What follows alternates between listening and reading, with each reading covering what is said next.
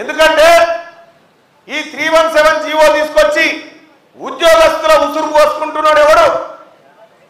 ఈ 46 జీవో తీసుకొచ్చి పేద బిడ్డలకు ఉద్యోగాలు రాకుండా ఆగం చేసింది ఎవరు? కేసీఆర్ కుటుంబమే కదా.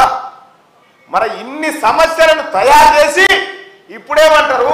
ఈ సమస్యల పరిష్కారం కోసం మేము వస్తామంటారు. చేసినోడువే నువ్వా? చేసింది వీళ్ళే కదా. పరిష్కారం మేము చేస్తామని అంటారు. పరిష్కారం రమ్మని జనం పిలుస్తారు. పండబెట్టి తొక్తారు. ఇప్పుడు వస్తే ఇటుకలు వస్తే ఎందుకు చెప్తున్నంటే 10 ఏళ్ల కాలం పాటు జనం ఉసురు పూసుకున్నారు మీరంతా కలిసి. ఇవాళ పోయినసారి 2021లో ఇదే పట్టభద్రుల ఎమ్మెల్సీ ఎన్నికల్లో నేను ఇండిపెండెంట్ అభ్యర్థిగా నిలబడ్డా. ఇండిపెండెంట్ అభ్యర్థిగా నిలబడితే పెద్దలారా మీరందరూ నాకు వెన్నుదన్నుగా నిలబడితే 1,49,000 ఓట్లు నాకు వేసిరు మీరంతా కలిసి. సీరియల్ నెంబర్ 39 అప్పుడు ఎంకులాడి మరి ఓటు ఇచ్చారు నాకు. ఆయాల మా తుమ్మలన్న జర్ర గిట్లా అంటే అయిపోవు, ఇటేంకాల రాకపోతే అయిపోయేది. వాస్తవాలు కూడా ఒక నమ్మిన పార్టీకి కట్టుబడి ఉండే మనిషి కాబట్టి అట్లా నిలబడగలిగిండు. ఈసారి పొరపాటున కూడా ఆ పరిస్థితి రానియ్యం కూడా అని చెప్పి కాంగ్రెస్ పార్టీ క్యాడర్ అంతా ముందుకు వస్తూ ఉంది.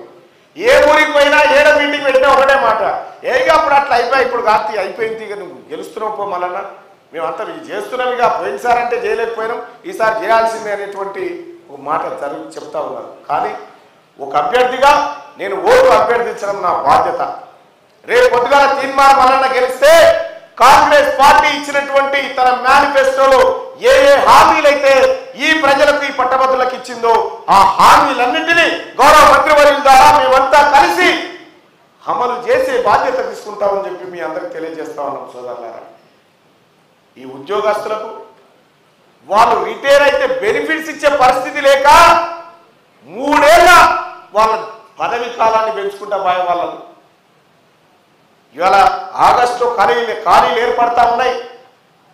రాష్ట్ర ముఖ్యమంత్రి గారు జాబ్ క్యాలెండర్ దిశగా ఆలోచన చేస్తా ఉన్నాడు.